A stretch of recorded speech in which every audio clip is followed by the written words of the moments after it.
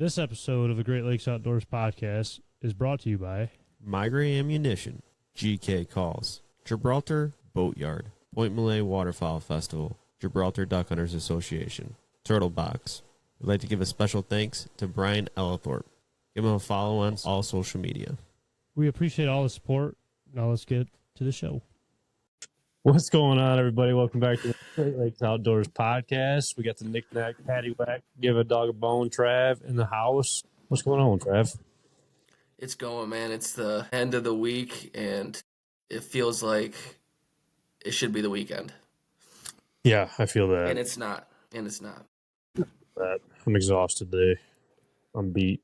Time change screws up everything for me anyway. It's just been nonstop with dinners and banquets and trying to do your own thing, and then for you with hockey and everything else, just I don't know, one thing after another. You've had dinners the last 2 weekends, right? What did I have? I had this past weekend. I had one. Was it last week? I think it was during the week, and then the one was the week before that. So almost 3 weeks. Yeah. Yeah.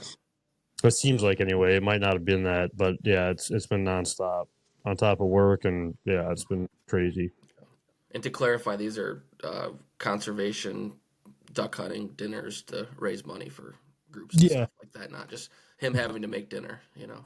No, you don't want that. Everybody be in the bathroom for that one. It was one NWTF one and then two local groups that, support the local wetlands and give back to the community wise. Yeah. So, but still, it's busy. A lot of work. That's good though. Doing some shed hunting still. I don't know. You're still finding them. I can't find anything, you know. Well, you took the trip down. You want to talk about that a little bit? Yeah. So went down to Southern Ohio this past weekend. Was talked in to go down with a couple buddies. They hunted down there last year. Were able to shoot a couple bucks down there. They wanted to go down, do some shed hunting, do some scouting. So as a way to try to get me to go down and hunt this fall, I went down, and let's just say I like my private land deer hunting better, where I can walk or drive my golf cart or whatever to the stand and not have to worry about all the hills. And I'm just not cut out for that public land stuff. It looked like it was pretty rough on you, climbing up that one hill that you posted on the story, huffing and puffing. Yeah, like it's a lot of hills. You know, like if I would actually, I'm working out and stuff, so I mean, I think I'd be in better shape, you know, when we get towards fall. But it was rough. I mean, there's deer sign everywhere down there. I mean, it's awesome terrain. It's so beautiful. You know, even in the shitty time right now we're in right now, it was just gorgeous. There's caves. It was super cool. But yeah, I like my private land better. Did you see a lot of like sign from people, like other hunters down that way? Like, was there tree stands all over the place, like the state lands up here? Yeah, I mean, we ran into 2 cell cameras that were still up. One of them had a licking branch still in front of it. But we walked 10 miles and we saw 2 cell cameras in those 10 miles we walked. But then this is a small 10 mile peak, like 10 miles in I think it was like 10,000 acres of public land in one clump. So it was huge. And I mean, there was runs and scrapes and everything like that. It was kind of cool. We kind of traced the 2 guys' steps where they shot their deer at. We were able to find where they had skinned out their deer. We found their carcasses from the year before, and it's kind of cool, you know, talking about the hunting stories and having to pack out and talking about how they had to, you know, drop down the side of a cliff to get out. And I'm like, why didn't you just walk this way? And they're like, well, it was pitch black and we did not know where we were going. So it was you know, it was cool. It was good. It was a good sesh, that's for sure. It's good for you though too, because I mean, you go up north, obviously, back to like your parents wise, but to get out and do that kind of stuff. Yeah, I mean, it definitely. If I had the equipment to do it, I mean, I probably had the equipment to do it and had the time to go down and actually hunt it. You know, in the peak time of season, like it'd be a no-brainer to go down there and do it. Just there's so much. I mean, it's Ohio, right? There's monster bucks in Ohio, especially in the hill country in southern Ohio. Let's just get in the time to go down there and make it worth the while to spend the money on the tags and stuff to go down there. It's just, for me, it's not worth it. I wonder. Yeah, the base license alone is like over $500, I believe it is. I think it's like it might be over 700 even. I don't know. It's something outrageous though. Yeah, and I think Ohio. I don't think you have to draw for a tag. I don't think.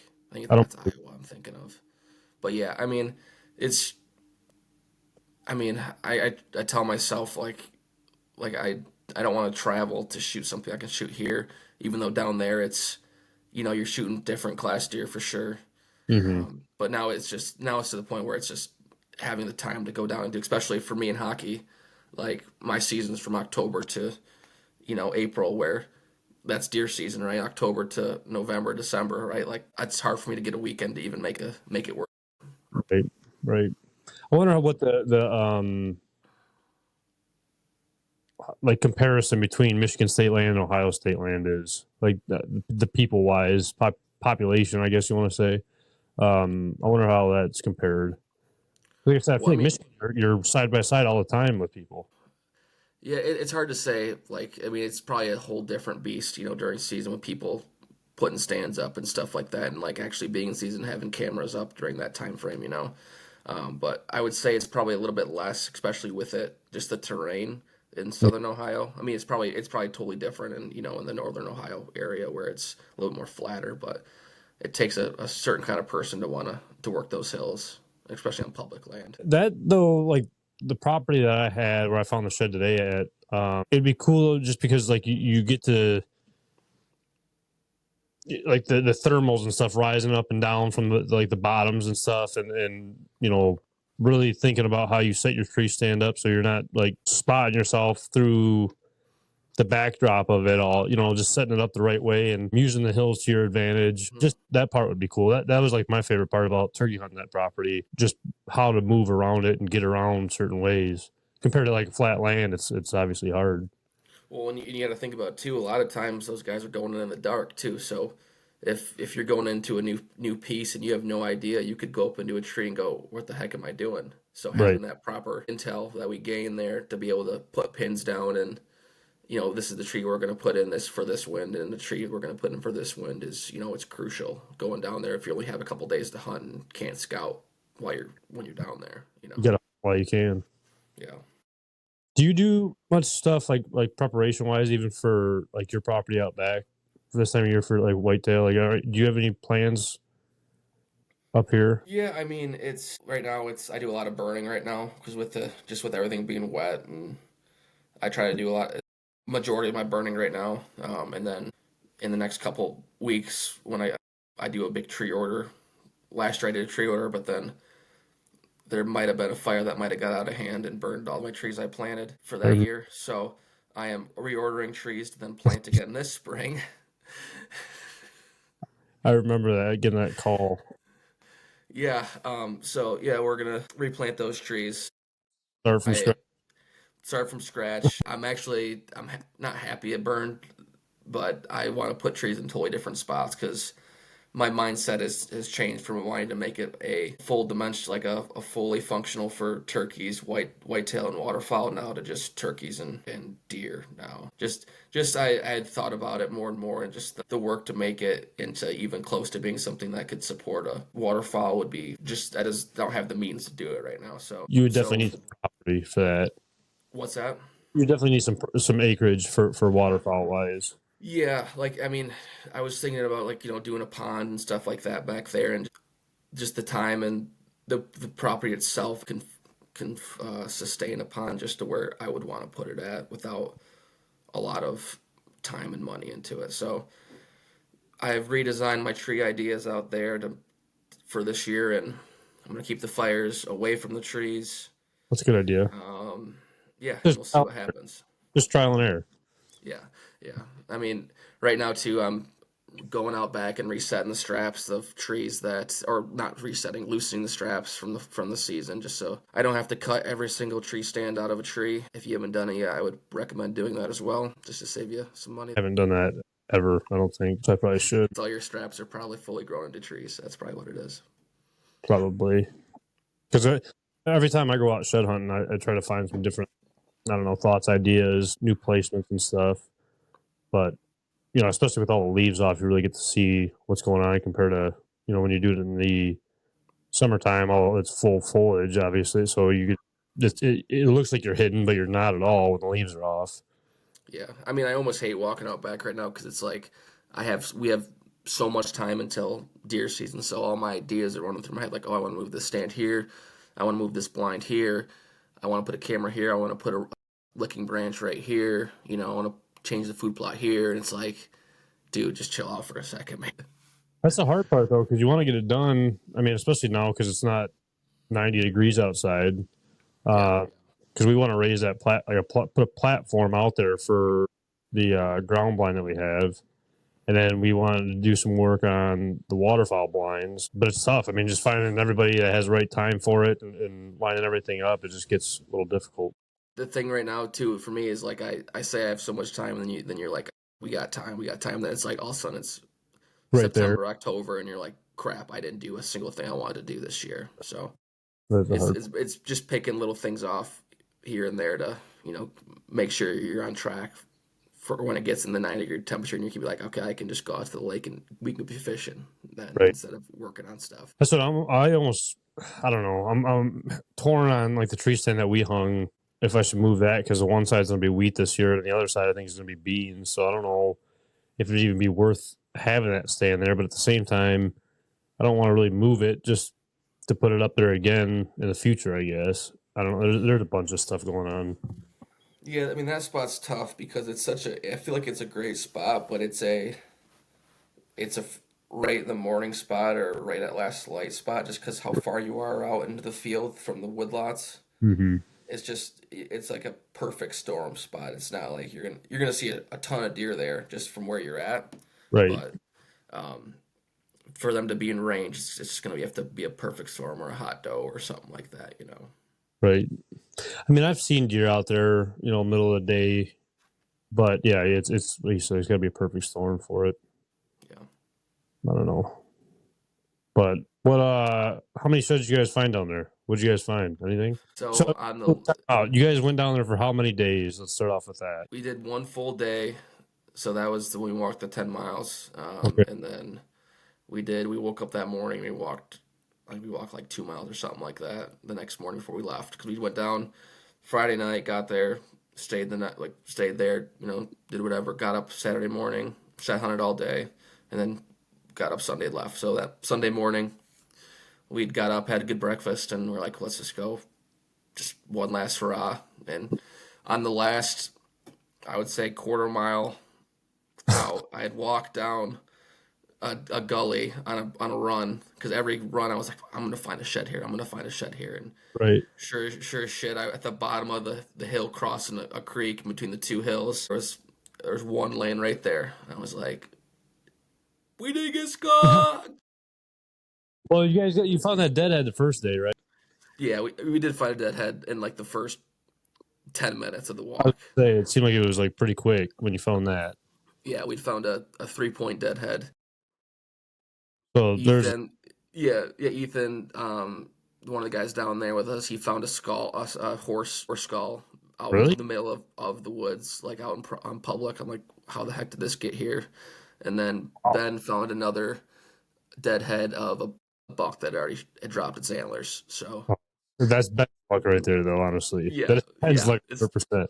no, it's like, oh, you got to be kidding me. And then we saw like 3 or 4 deer on the side of the road that had antlers still on it still. And we're like, dude, we should just stop and just cut them off and bring them back. Say we found more than we did. I couldn't get Ben to pull over and do it. But I just was driving down the road to get here, and there was a buck on the side of the road with both sides on still. I couldn't believe. I mean, what is this? March 10th, March 8th. Yeah. 8th. So I mean, almost halfway through March, and it still has both sides on. Yeah, I know someone posted in one of the whitetail pages, and he had a buck. It was like February 28th or something like that, and had both sides on it still. I'm like, you got to be kidding me right now. That's why I'm not finding any sheds. That's my. Yeah, let's go with that one. And then I got a picture of a shed buck with both sides in front of my camera. I'm like, dude, where's your sheds at? Where are your That's sheds at? I almost always wonder, like, with the sheds wise, like how many are actually dropped in the middle of, like, the cornfields and stuff that I'm like overlooking, or should I go, grid search the cornfields? But I feel like I'm gonna waste my time every single time. And I tried doing that, and it's so boring. It really is. Like Sure. it is. Like you walk one straight line. Okay, I take 2 steps, another straight line, two Right. steps, another straight line. It's like I In the want to corner find a of shed, but the field. It sucks. I mean, you're better off just with a dog, running the dog out there, honestly, yeah, hoping that it comes up with it. yeah. I don't know. I've been trying to get Glenn to come out because he sent his dog to shed training school this past year. So I'm trying to get him out, but it's like pulling teeth with him sometimes. I know. Last time I talked to you, you said he was all about it coming out. So I'm surprised he Yeah. didn't. I mean, he's got a lot going on. He went up north this weekend, and then with the show coming up this upcoming weekend and the turkey drop and everything, there's a bunch of stuff going on for him too. Everybody's busy. Even in the off season, it's so busy. Honestly, it's almost even busier. Well, that's when stuff gets done, right? It sucks, like, because the season gets done and you're like, okay, I could rest a little bit. No, it's like still go mode. Mm-hmm. Mm-hmm. It sucks. I went out today. I found that one little 4-point side. It wasn't. I mean, it was a decent size shed, nothing too crazy. But as I'm walking out there, I don't know if you remember the second field where we shot a couple birds before at the valley. I was walking in between the second and the third field in the valley between it, and I looked out in front of me. I just kind of stopped for a second and just kind of was looking around with my binos, and there was like 3 or 4 big toms just walking through the woods, like a ways in front of me, and it just like ate me alive, knowing that we were able to hunt all of that, and now not so much. That property was, like, I don't know, still one of my favorite pieces, honestly. I think I don't know if we shed hunted that spot or if we turkey hunted it when I came down and videoed you for you that one time. But that We was we with turkey hunted. It the was after. fields and having the river down the bottom. Oh my God, it's gorgeous. Yeah, it was that man. That was probably already like 3 or 4 years ago. Yeah, it's been a couple years. Yeah, because I think that was that opening weekend. Because we had that one hen at the other piece that like came into the decoy, Mm-hmm. and I think we went there. We chased that one tom around for a while there. We saw it on the side of the road, and there was a piece you could hunt. So we jumped out of the truck and tried to set up on it. Remember that? No, we probably ran the other way like every other bird does for me. Heard me calling and takes off running. Okay, Mister gets 12 birds a year. It's I don't know. It gets tough every year, man. Honestly, everything changes. Like I drove around a little bit today, and 2 of the fields never got planted or disked. So it's just a bunch of tall weeds, and so that's going to change up some things this year. I mean, everything changes. It was probably good for you to even see some birds because I feel like you haven't seen like nothing over there this year so far. It's weird because even the spot that I thought for sure I would be having birds on camera already, I haven't had even a deer on camera. They seem to just pop up out of nowhere, like middle of March. They come up out of nowhere and they're there. Yeah, this was. I don't know if you can see it on the camera. Was it going to show it? Oh, it's No. not going to show it. Oh, you bastard! Oh, no, not going to show it. I had camera went off today at work and I looked at it and there was probably 15 or 16 turkeys on one of the cameras out back. I'm like, it's just like we talked about before. It's like it's crazy. I didn't see a single turkey this year deer hunting. And then they just show back up. It's crazy. It's so weird. They're going to probably start splitting up here soon, I would assume. Slowly but surely, obviously. I don't know. But I use my shed hunting a lot, though, too, for, like, scouting, like, hitting different properties, like shed hunting. And, I don't know, it kind of makes it fun, too, because you never know what you're going to find on properties that you don't deer hunt, and you only just turkey hunt, per se. Yeah. So you don't know what kind of sheds you're going to run into. And you kind of get to know the terrain, which I feel like is, like, pretty important, especially, hopping property to property. Why is that bird sitting in the woods? Well, come to find out there's a big, grass meadow in the middle of the woods that you didn't even know about. So understanding that and picking it up while you're shed. You might be looking for sheds, but you could also be using that as a scouting trip as well, I guess. Well, and it's good too because a lot like birds are like right now there a lot of scratchings are taking place right now. I'm fine looking for food and stuff, so it's good to be out in the woods, getting your feet on the ground and seeing like there's turkey activity here. This is good to know. I didn't know they were actually in here. So Right. just it might be good for you for a mid morning, I mean a late morning or early afternoon hunt where you're like, okay, I know they're coming here during the middle of the day, so maybe I can set up in here and try to get at them if I can't get them off the roost, you know. And I know they're probably going to move a lot still, even property wise, right now. But I mean, like you said, just kind of get an idea of what's going on out there. I mean, it's gonna like you said, it's gonna be here before you know it. I mean, we're about a month away ish, so it's coming. Yeah, it's crazy to think. It's nuts, man. It's just one thing after another. What are you like prepping yourself up besides like work wise? Do you do anything to get yourself ready for season? Like even like practicing your calls or whatever. Like, do you do any of that? So I just thought about that the other day. I was like, man, I should probably get my diaphragm calls out of the basement and start working on those things or buy some new ones. So yes, I do. What's that? DK's coming out with some brand new turkey calls, so. All right, well, if they get them to me before the season starts, I'll put those in. I'll use those. I was almost gonna say something that I shouldn't have said. They it sounds like he's trying to get them ready for the show this weekend. Sounds like. All right, well, I'll expect a shipment when you head on over this in a couple days. Well, you'll be there for the show. Well, I won't be at the show. Oh, I thought you were going to the show one of the days. Oh, maybe I might take Connor up there. We'll I see. don't know. But I could bring you a care package back. That's all right.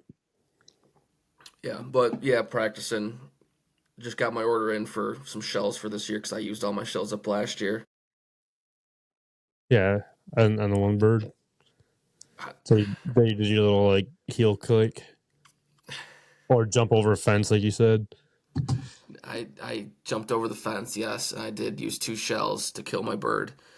And a lot of my shells I did not fire. All right. I had 2 boxes over 2 years. Okay, 2 boxes. And I think I shot 3 of those 10 shells. So the 7 others went to someone else. And you might be able to imagine one of those people. Ben. I didn't say that. I know that I did. Poor Ben. Yeah. But yeah, so getting that, I mean, I don't do much scouting, really, to be honest with you. A lot of it's prior knowledge of it, so my scouting is doing just hunting, right? And like having the Hunt Proof app this year, right, is going to be super beneficial for guys like me that a lot of my scouting is done hunting itself, right? Right. So that'll be the perfect scouting for me with using that app. Well, plus, I mean, even when you were up north, living back up there, you guys were like where you hunted at, right? It's like you were always driving by or seeing, like going in and out of town or whatever it may be. You were like seeing the birds out there. So you, like you said, you had prior knowledge. So you didn't really have to go out and scout like I do. Like, you know, I got to drive, 45 minutes away to an hour away. So I don't know what's going on besides what's in front of my camera. We all know just because it's not in front of your camera doesn't mean it's not there. Yeah. So that's one of those things where living where you hunt obviously is beneficial. Like you're still scouting without even knowing you're scouting wise. Yeah. I mean, like our scouting was sitting on the living room couch at my parents' house and looking across the field and seeing, oh, here comes the birds off their roost coming across the field, going over to our piece of property. Okay, here they come back at night, coming back to the roost, you know. Right. And here I use a lot of, like earlier in the year I'll go out. So probably the next couple of weeks I'll probably go out, maybe sit once or twice, just to take a little beers out, sit out back and just listen. Mm-hmm. You know, just to kill time and kind of scout a little bit, right? But last year I used heavily on cell cameras, which I've never in the past have used. So I'll probably do that again and get my cameras moved around to where I've had them in the past, where birds have been kind of near their roost, where they're hanging out, and just to get a mindset of where I can go opening morning and set up and not be able to bump those birds out of there. Do you see that? I just had a talk with a guy at work the other day about that, about putting your camera, like, even for deer hunting, where you hunt at or where you think the deer bed at, perhaps, like, or, you know, in a spot where you don't touch, let's say, because even though you don't hunt right there, I feel like it could be beneficial to just have a camera there so you know what's going on or where he's at or whatever it may be, I guess, for knowledge purposes. You don't need to know what's in front of the stand. I mean, yeah, obviously it helps, but while you're hunting, it would also help if you had a camera, you know, in like a low spot per se. Yeah, I mean, I think getting all the knowledge you can possibly get is going to be beneficial. Like for me, for deer hunting, I have them set out on the outskirts of the bedding, right? Like on the where they're coming out of the cattails, where they're coming out of the pines, the thick areas. Transition That's spot. where what's that? The transition spots. Yeah, in a sense, yeah. Like, just I don't really want to be in there, because a lot of those spots I can't hunt because they're on different pieces of property. So I mean, it might be different. If it was on my property, I might have them in there. I'd probably have a stand in there, to be honest with you, for like go in, like early afternoon, like a hunt, like not go in the morning, go out at like 11 o'clock when I know they're out of there and go sit. That's probably what I would do. I'd probably actually have a stand in there, you know. Yeah, I mean, it's the cell cameras are nice having out there. Like I moved one tonight to the turkey spot, and then like I mentioned a while ago, I moved one already. That's just been getting pictures of geese in the flooded spots in the field. I got a couple more to move, but I don't know. It's nice to kind of put those cameras where, you know, either where you can't see from the road, or, you know, it's hard to see, like maybe a busy road where you can't slow down, or tucked away where you know, way back in the woods somewhere, like you said, like where they're roosted at and they're coming down. I don't know. It's just nice to have that knowledge of it all, like we were saying. Yeah, I mean, like, and that's the perfect thing for cell cameras, right? Is like you can put them in a spot, especially some of those cameras now with the solar stuff, the solar panels, or you can get a bigger battery, and you could put that camera in there before season and not touch that thing the entire year. So there's no sending you in there. That's just that camera's just there. And that's one of the awesome things about it. But I mean, there was something for me where when you had an SD card, you know, and you had to go out and get it, like it was like Christmas morning, right? Like you go out, you're like, I don't know what showed up. Let's go see it. And then you go out and get it. Now it's just like, oh, boop, pops on my phone. Cool. You know, boop, done. That was like a good spot. Or like go there in the morning before you hit the tree stand, get the SD card and flip through the camera and see the good old days. Yeah. For me, the good old days was just looking at like the same 3 does that were coming through, and that was about it. Maybe a buck here and there. But, or winging one over its back, you know. Done that a couple times. Yeah, haven't we all? That's another thing too. I got to get that ready. The boat for the strings and everything redone on my bow. I said that I think last. You've been talking a lot of game about wanting to shoot your bow this year, so you better. I have. I know. I don't know. I've been talking about shooting a turkey with a bow this year, so I need to start shooting my bow again. It'd be tough, man. It'd be tough. I mean, that's the thing too. Would you use a blind at that point? Yeah, 100%. Yeah, it'd be too tough. I feel like on the ground, unless you have like a big tree to hide behind. It'd be the only way. I mean, I already know where I'm going to put the 2 blinds at, so it's not. I mean, because I have 2 of them. Of course, that's why I said 2, but I know where I want to put the blinds at already, just from the past years of hunting them. I know exactly where they're going to be. I know where I could get birds in range to shoot them. It's just make it happen, you know, that morning, and not shaking so bad I fling it a mile over its back and bury it in a cornfield that I can never find the arrow again. Better not tell me about it. That's all I gotta say. It'll be on film, so it'll go on TikTok and get 100 views, and you know, and that's it. I'll get more than that, maybe a 102 or something. That's what like. I don't know, maybe a week or 2 before I'll throw a blind or 2 out. I like to have some sort of setup on some properties, but like last year there was a couple of hunts where we went out there that morning and set the blinds up, I mean, not that it really matters for turkey hunting, but I'd like to have a couple blinds set out on properties that are just stationary, I guess, make it easy, depending on who's going out or whatever. So I mean, so I feel like there's a difference between deer and turkeys with blinds, but for turkeys, are you brushing in your ground blinds, or are you just leaving them just I natural? leave them, yeah, just as is. Like last year when we had like those 12 toms come running in or whatever it was. Hmm. Uh, we set that blind up that morning next to a tree out in the middle of a field, and they come running in like nobody's business. Tur- No brush, no nothing. Turkeys are so stupid, but so smart at the same time.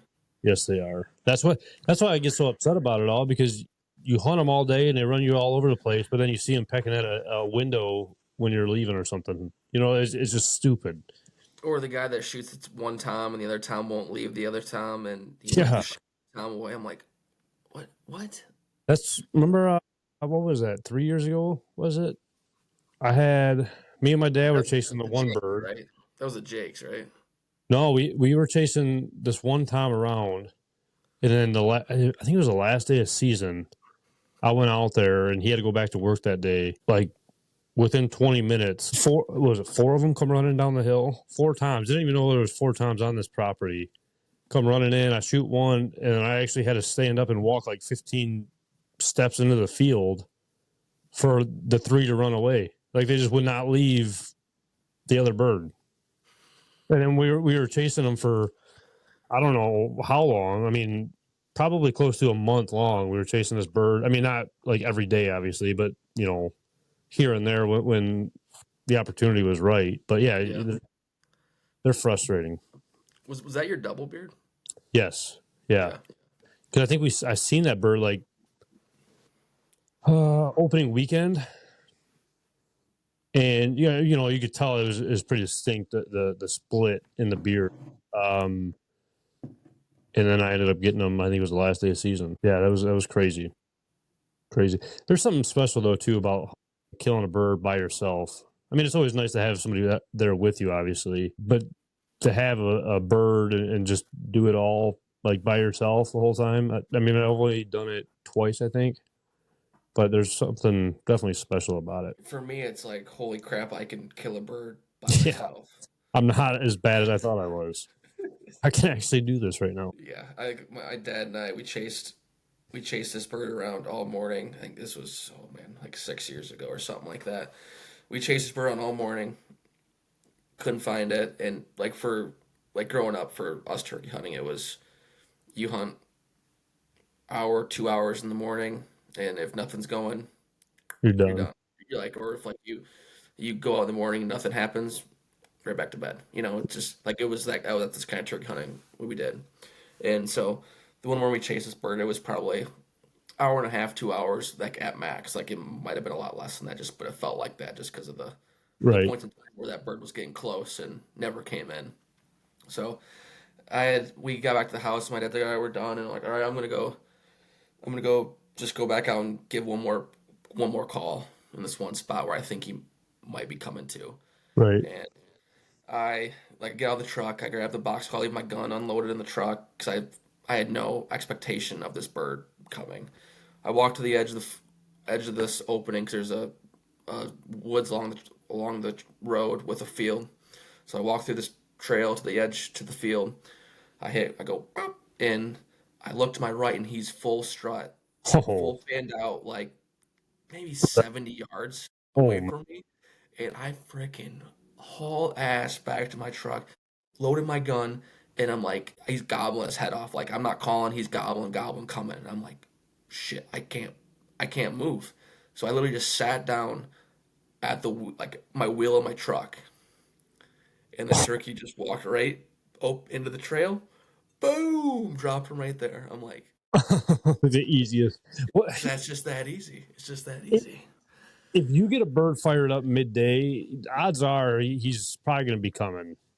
Yeah, like it was one of the craziest things. Like it was just like, did this That, just that happen right now? yeah. It happened within like a 10 minutes window of me going, oh my god, and just like running back, throwing 3 shells in my gun, and running and just going like, I can't go anywhere. Sit down and pray he doesn't keep going, you know. That's crazy. Those are like the best hunts, though. Just like a pop up out of nowhere hunt, though. Like low expectations, and then obviously it doesn't always end up like that, but Yeah. when it does, it's awesome. No, and like this year, like you said, times I did take 2 shots for me to shoot my bird this year. And my first thought that went through my head when I got back with the bird was, I'm so glad I can call Kyle and say I shot and harvested this bird, and not that I shot twice and missed him twice as he's running across the field.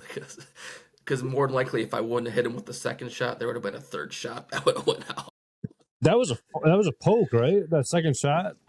I mean, it was all of 70, 80. Like it was a long shot. Jesus, that one BB. That one BB. Yeah, like that TSS does work. I mean, I do not recommend shooting a bird at 70 yards, but Right in the heat of the moment, like you're in a pinch it works. That's I'm excited about the new load this year with The hybrid. the hybrids, the lead Yeah. and tungsten. I'm excited about that just to see what that does. The TSS, I don't know. It's like the guy that posted on our social media the other day about like the decoys. Did you see that? Mm-mm. There was a guy that commented on that turkey post that I did, and he's like, "Throw away or burn your decoys. Decoys are used for duck hunting only." And then I commented back, which I probably shouldn't have, but I said, "I appreciate you telling people how to hunt." Like a lot of people talk down upon TSS. Like you said, it's got its time and its place. Don't recommend it most of the time, but there's so many people out turkey hunting where it's such a, I don't know, divided. Like if you don't use a sub gauge or use decoys, like you're not a true turkey hunter. And I don't know. As soon as you say TSS, some people freak out about it. Well, because they know it's like someone using a crossbow, right? Yeah, Like for a sure. TSS load on paper, you can shoot a lot farther. Yeah, for But sure. on paper, you could still shoot a regular with a normal turkey load at that distance. It just takes one BB That's if you practice, yeah. right? I mean, like some guys with a compound bow can shoot at 100 yards. You know, are we bashing them? I know it's like, oh, sweet, you can shoot at 100 yards with a compound bow. I know it's totally different, right? But it's like, but in the same time, we're not using the TSS loads to shoot at 70 yards, even though I shot at 70 yards. But It my wasn't whole your intention, it wasn't my intention, right. right? I don't know. It's crazy. Like even hearing stories like from NWTF, how people are so, I don't know, one sided about turkey hunting. I thought waterfowl was bad, but turkey hunting's getting just as bad with it all, especially with the whole decoy thing. I don't know. I don't know what the big deal is. Yeah, I mean, people got to bitch about something. Some people are just They do. are mean people. They want I mean, they're unhappy people, and they want you to be unhappy. So they're gonna rain upon your success or other people's successes that they've had. And as a hunter, you can use whatever. I mean, if it's legal, use it, right? I mean, yeah. I To each mean, their own. if you're happy with what the outcome is, yeah. You know what I mean? Like if you're happy with that four Throw point 20, legal, throw 20 turkey decoys out there. I don't care. I Match the should flock. I should throw like a pair of geese out there with my turkey decoys this year. Because there's always geese out in the field, like a pair somewhere out in the field, especially by like a little like flooded little spot or something. There's always geese out there. Well, I mean, this year for your one of your goose hunts, you had a buck decoy out in the field. What? Yeah, What are you talking you about? did. You did. A goose hunt? Mm-hmm. Hmm. Mm-hmm. Mm-hmm. So I put it on the talk, and someone said, "Did you have any bucks come into this?" Let me go back and look. I'm gonna find it. I don't remember that. I'm gonna find it right now. Well, you're not gonna be able to show me on here. I'm gonna show you. Well, it's not gonna Show you. trail I'm gonna cam. show you. I'm gonna show you. I'm gonna show you. What did I drop $1 in the field or something? This one here. On to late season. Was this the one? Nope, that's not it. I had a buck in my goose spread. I swear to the Lord that you did. And Did you have any bucks come up to your decoy? Yeah. Where is it at in this video?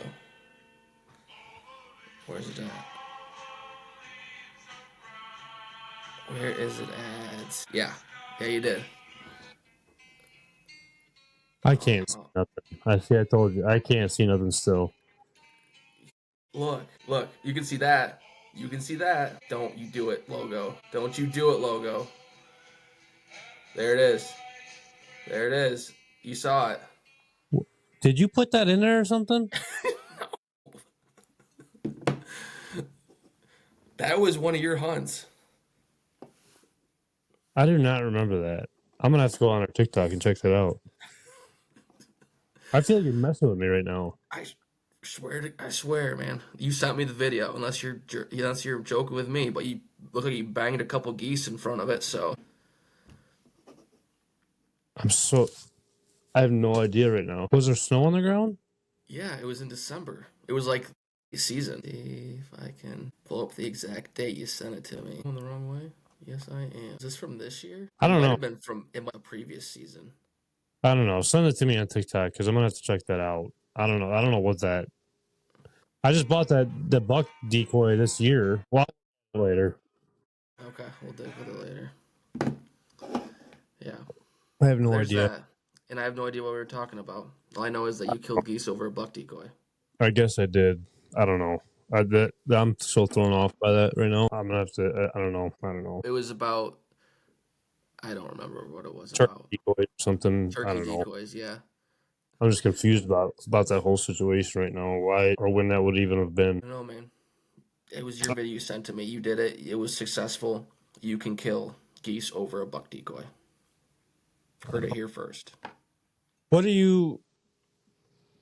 Have you put any more thoughts into the turkey tags this year? No, I mean, I'm probably gonna do I guess so.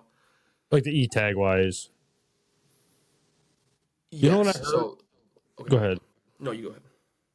I heard from a guy at work that he was told, I believe by the DNR, if you buy an E tag, just to put duct tape around the turkey's leg to like something along those lines. And I'm just thinking to myself, like, That does not seem true.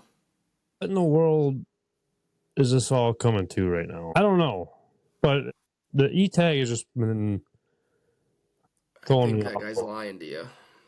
He might be. To put duct tape around the turkey's leg? I don't. You believed him? Dude. I don't know. What if they put electrical tape around the leg? Is it that they get in trouble for that? No, that's probably the same thing. Well, I'm saying like as transportation wise or something. I don't know. I don't know what he was talking about. I heard it through somebody else that he said that. I'll have to get more information about that. But I just been thinking about the E tag, and I don't know if it's just me because I like putting the tag on the bird itself, or if it's just the change of it all. I've been having mixed emotions about E tags for turkeys, especially like transportation wise. Sorry, I was looking up to see if you're the tape thing. I think it was just like to it wasn't like it was just to like identify your bird, I guess, if that makes sense. Like it's not like your your tape is like your tag, but it's just to identify your bird. Okay. So it says when using an e-tag for turkey hunting in states like Michigan, you must immediately validate on the Harvest app, then physically create a attached durable tag to the turkey's leg. So that would be like your tag then, right? They're saying? Yeah, so you must create something, so it must give you like a confirmation number or something. And so that's where this would be handwritten, waterproof tag, often using duct tape. So, I mean, But isn't that wild to you though too? Like that, like we're not gonna sell tags, but you still got to tag your bird. Yeah, so it's a license number, date of harvest, and a validation number. So, Isn't that weird? yeah, I'm just gonna buy a tag. Yeah, for sure. For sure. Or print it off at least. You know what I mean? Yeah. No, or I'm gonna carry a roll of duct tape and a permanent marker. Sharpie? in my bag. Well, you better laminate it so the Sharpie doesn't wear off after it rains. I don't know. It's just weird to me. I like the harvest report. I do like that part of it all, but like just the e-tag part is just kind of strange to me. Yeah, I love. I think the harvest reports are awesome. I'm one of the guys that I'm one of the people that are for mandatory checking in your birds and stuff like that. Because I was talking to some guy and he was like, before how they did it, like for certain species, like they would, use a helicopter. I mean, use a plane, fly over top of it. They'd make a guesstimation on it, Right. I right? have no idea. Or in some cases, they would go and they would walk through the woods and they would find scat, so turkey scat, deer scat, and that's how they would make their numbers up. Which is insane. And so, like for deer, for instance, like the DNR was claiming that we were shooting X amount of deer. And when this first mandatory report came in, was it 2 years ago now? It was tens of thousands below of what they were saying that Michigan hunters were shooting. So it's crazy to see that difference of like what the DNR is putting out there and then what's actually from what these reports are showing. So in the return, that's hopefully going to benefit the hunters that we're getting exact numbers, for these certain areas. So what's true and what's not true? I mean, are we losing? I mean, yeah, obviously you could look at like the sales of tags, but that's crazy. Like they never really knew the actual harvest report of it all. I don't know. Unless you filled out that paper copy that the DNR would send you, which I Right, think I've right. done that like twice in the whatever years we've gotten it, just because it's just a pain to do. Not really a pain, just a annoyance, you know. So having it where you can just go right on your phone and go boop boop boop and be done with it, and then actually have exact numbers to where then hopefully can help push funds or do things that will help benefit those animals. Yeah, no, I'm all for it for sure for it, especially getting more of an understanding on numbers in the state. Because I mean, I remember like hearing stories about like no matter where you were, you had a draw for it. Like it was a draw for a turkey tag. So who knows? It might go back to that in some locations. Who knows what's going to happen? But even if it does go back to that, it sucks. But at the same time, it's for a reason, though. You know what I mean? Yeah, I mean, like I've said before in other podcasts, like if not hunting helps benefit the animal because I love that animal so much, I would not hunt to hopefully help make it so my kids and grandkids can be able to hunt one day those animals. So Right. if this turkey report says we have to go back and do draws or do whatever, I mean, but I don't think it's going to show that. I think it's going to show that we have way more turkeys than we think, It and it's going to be fighting off having to do the two birds. two birds. I think that's what it's going to be. Man, I hope not. And I know some people are for it, but it almost gets to a point of like the greediness of it all. Like don't waste your resource just because you think you have enough. But it might go county wise though too. So I mean it depends. You know what I mean? It might go county where I know up north there's a ton of birds up there. But down here there's not as many, obviously. I mean there's a lot, but there's not as many as up north. Like in the area where we go, it might be good for two birds in certain locations, I guess.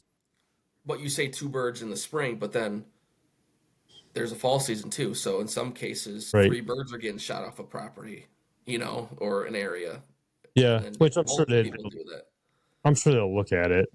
Yeah. If you had to choose, if you got a fall tag, which I've never got one, but if you had to choose, would you go for a hen or a tom? Like what would you go for? Whatever the first bird I saw. No, I mean I was just genuinely curious. I mean, some people, take out some hens because they got a ton of. You know what I mean? I just curious. So for me, I don't know enough about the hen to tom ratio to be able to say, yeah, we got to start shooting some hens. But if a hen were to walk in front of me in the fall, She's getting it. she gonna get it. Well, because if you think about it, I mean, how many years have gone by?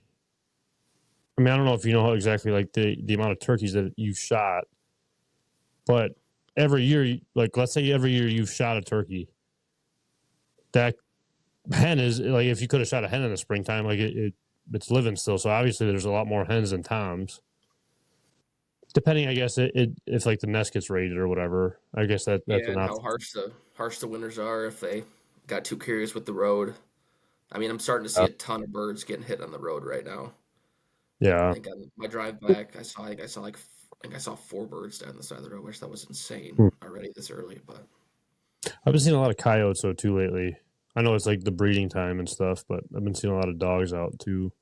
yeah, And what do you think? You think the numbers have been even for deer hunt wise or deer numbers? Do you think the numbers went down at all since they closed the season? I mean, it's open now. It's been open, but when they had the season down for coyotes, do you think you've seen less numbers for deer and turkey?